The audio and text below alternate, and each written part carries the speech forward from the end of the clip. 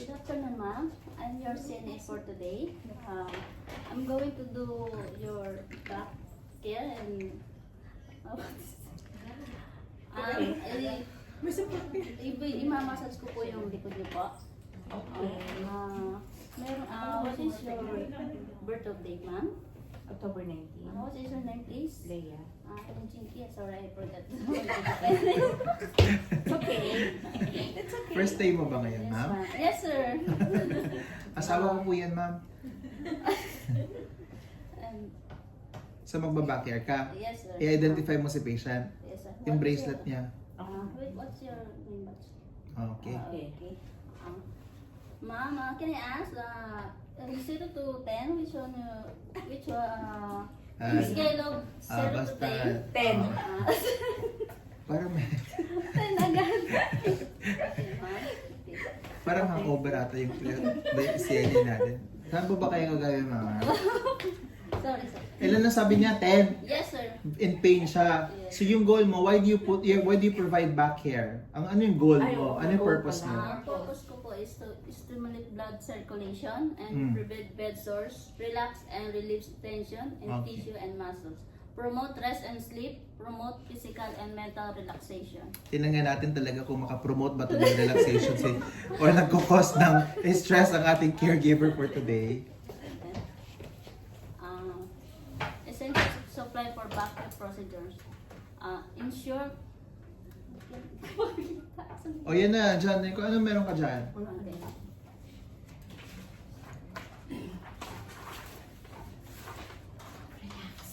Ensure privacy and dignity during procedure. Mm.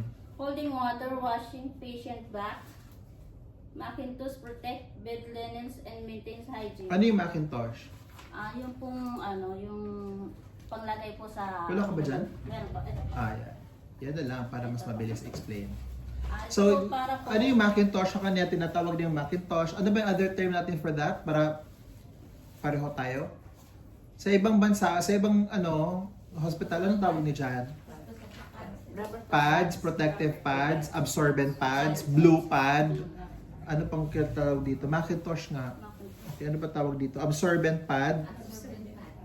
O yun, pare-pareho lang yun, ha? Okay. And also, lotion used for massage Okay. to relieve muscle tension. Pwede ba yung mga Pau-DR kung gamitin natin? Omega, efficacent oil. Pwede pong powder, Sayang. pwede din pong oil, body massage oil, and powder po. Tapos, ano pa? Yung basin. Bakit para saan yung basin? Yung basin po, meron po tayo ditong warm and cold water for the clean and rinse the back of the... Pang rin. So, may sabon at saka yung walang sabon. Yes. Ano pa? And then, Next. Yun na yun. perform hygiene. Siyempre, may towel pa. Yes. Okay, go. For perform hygiene, assemble all equipments required, Okay. and check the client's identification and condition. Tapos na. Explain to the client about Tapos the na. process, yes, and put all required equipments. Tapos na rin. Next. And position the client comfortably by moving them closer to the edge of the bed. So patagilid po siya, sideline. Yes. And then put the side rail to protect the patient. Oo. Yes. Dapat na ganun. Kasi proactive yung client natin eh. So dapat minumove mo muna siya one by one, palayot, and ipupush to the other side. Same lang, sideline. Then meron din po tayong position for front side. And then meron po tayong high fowler. And Ano yung pro na siya ka-high fowler? yung front po yung padapa po siya. Mm. And then yung high fowler po yung nakaupo po siya.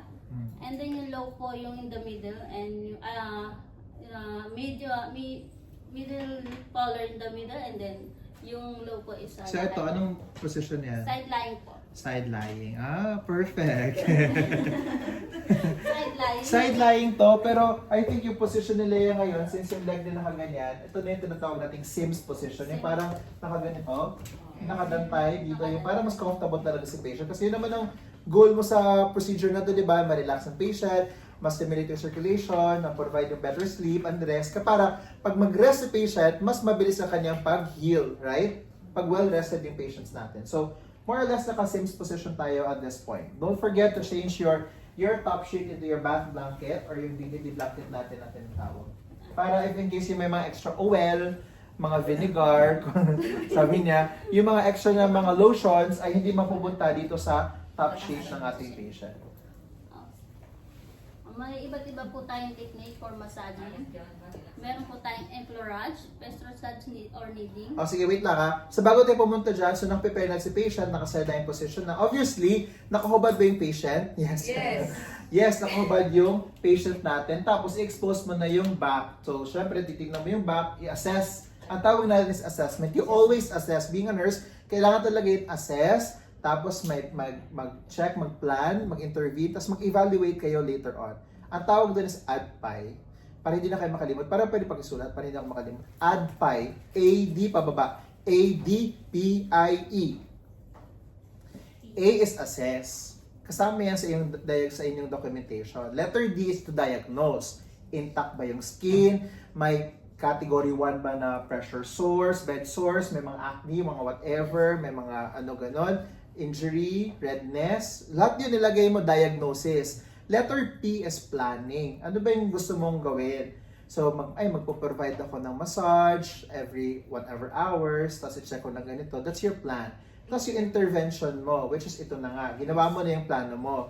And then, always mag-evaluate kung effective ba yung ginawa mong intervention. Sa buhay mo, ganun din ang gawin mo ha. Assess ka muna. Ano ba yung diagnosis ko? Wala akong pera. May option ako bibili ng AXA na 1,300 lang.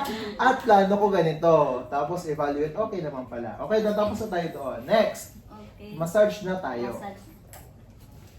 So, number 1 is, ano tawag mo? Effleurage. Enfleurage.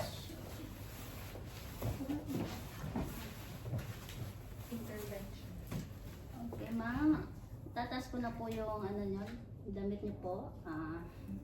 Siyempre, itong ganito, nandito siya sa side na to kasi for the sake of your camera. Pero dapat nandito ka sa side ko. Ha? Kasi to prevent ergonomic hazard sa'yo na hindi ka magkaganon-ganon.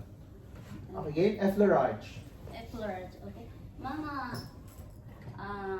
sabunin ko po muna yung Magsabog pa pala siya bago siya mag-effleurage. I-clean ko po muna.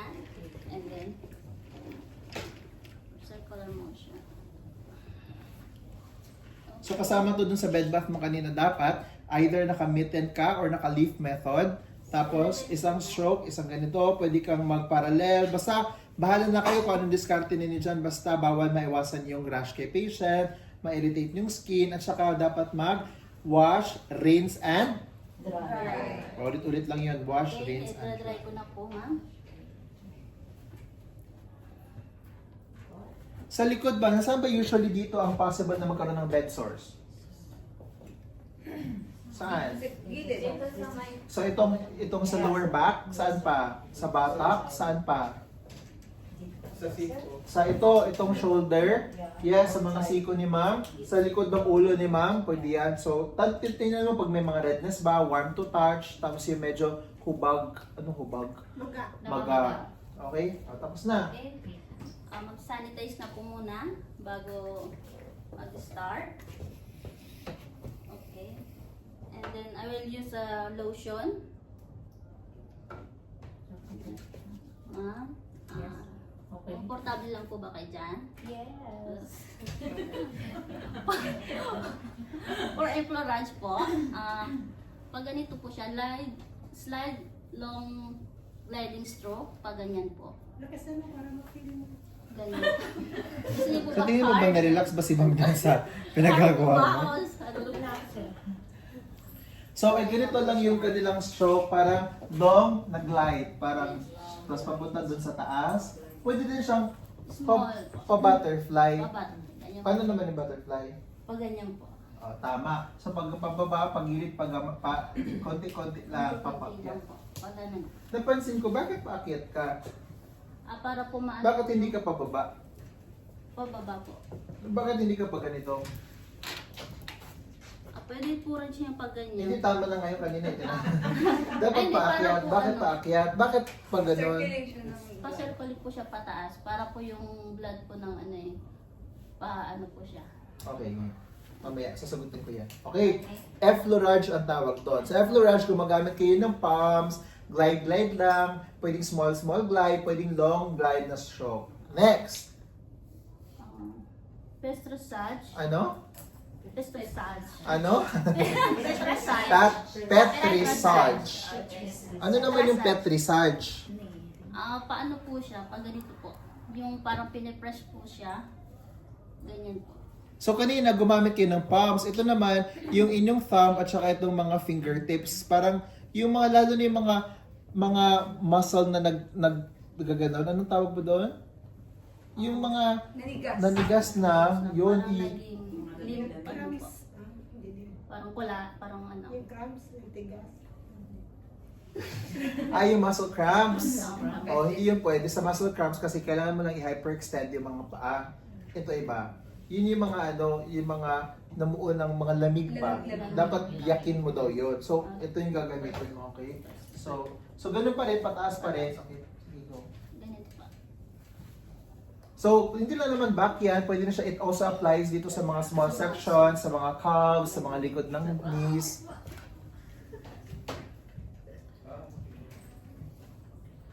Next. And then, friction. Yung dalawang tampo, didiin ng konti. Pataas din po. Long gliding.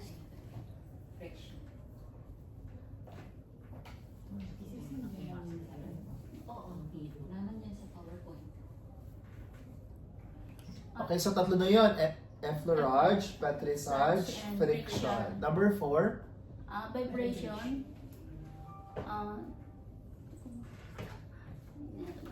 So, vibration is ipa-vibrate mo lang. Vibrate po siya. Paano ba yung vibration? Ganito po. Sige nga, may vibration ka bang nalamdaman?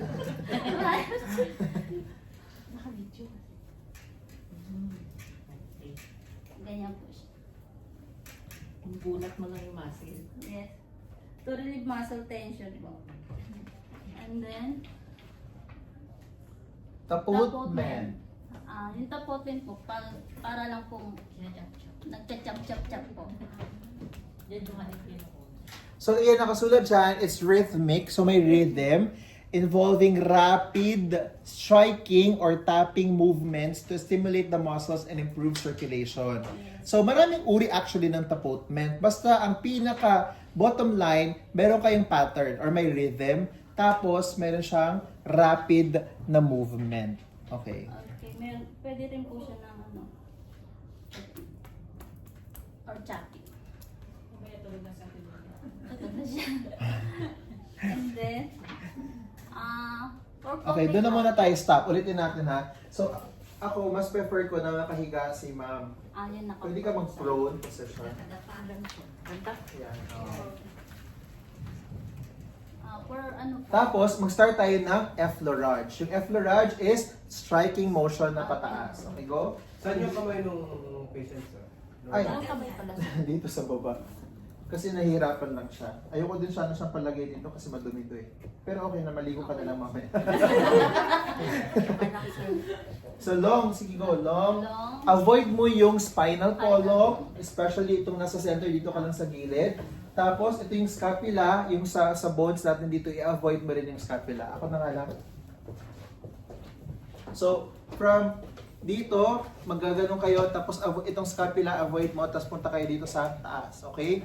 Tapos, yan, ito yung effleurage na tinatawag natin. So, bakit tayo papunta sa taas? Kasi guys, pag papunta mo dito sa taas yung circulation niya, pupunta yung stress, yung mga energy, whatever, dito sa harap. Andito yung mga lymph nodes natin. Sa Tagalog, kulani, right? So yung lymph nodes, sila yung nag-filter, sila yung nag-assess ng mga bad elements, mga bad, wini-waste as urine. Tapos yung iba, yung mga gold, nasa-circulate para makapagbigay ng food dun sa buong pagkatawan natin. Okay? So, makarelieve ng stress. Next is Petri Sarge or kneading. So yung kneading, again, avoid mo yung sa spinal cord, tapos dito sa mga nuts, dapat yung mga muscle nuts, tapos hanggang dito sa arms. Okay, next is a friction. So friction usually guys, ginagamit natin yan sa mga areas na may mga clogged. For example, yung sinuses, mga nose, yung dito. Ang ginagawa sa friction is ganito.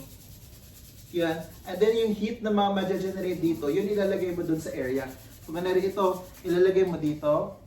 Okay? Kunwari yung sa nose naman, ilalagay mo dito sa nose. Kunwari yung eyes, tired, yung eyes, ilalagay. Okay? Yan. Para pag may warmth or may heat, masarap yun kasi it improves circulation. Next. Sa vibration, maganda to yung sa mga, may mga plemang kumakapit sa lungs. So, yung vibration, sabi mo nga, hindi. Sabi mo yung long na Sige, Yan, yun yung vibration. Yun yung vibration. Para matanggal mo talaga yung mga kumakapit sa corruption. Magkailangan ng vibration. Next. So tapot men, may iba-iba tayong tapot. But again, tama yung sinasabi na number 1 is yung ganito. Can you do your fingers like this?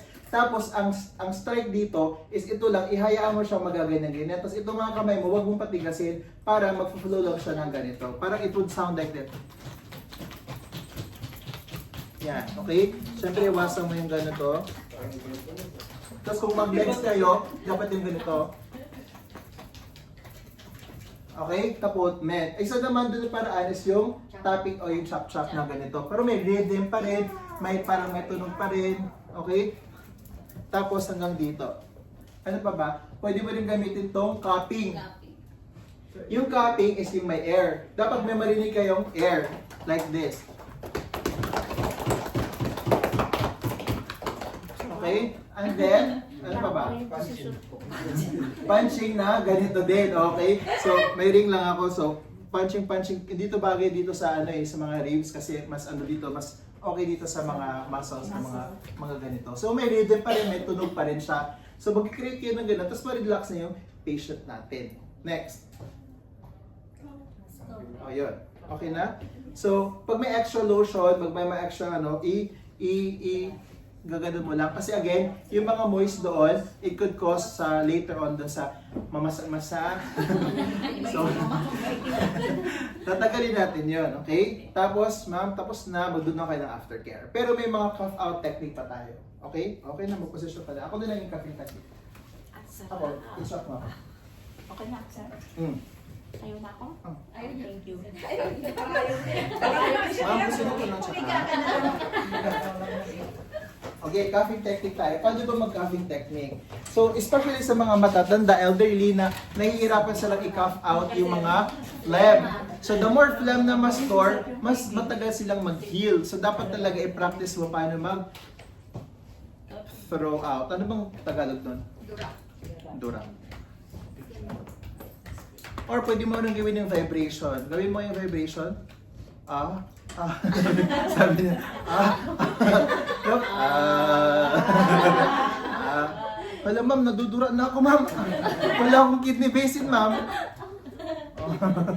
Dapat bago kayo magka-cough, kasi gusto niyo di ba mag-ubo? Tapos saan ako ubo? Lagayin mo ng tissue ma'am. Asan na?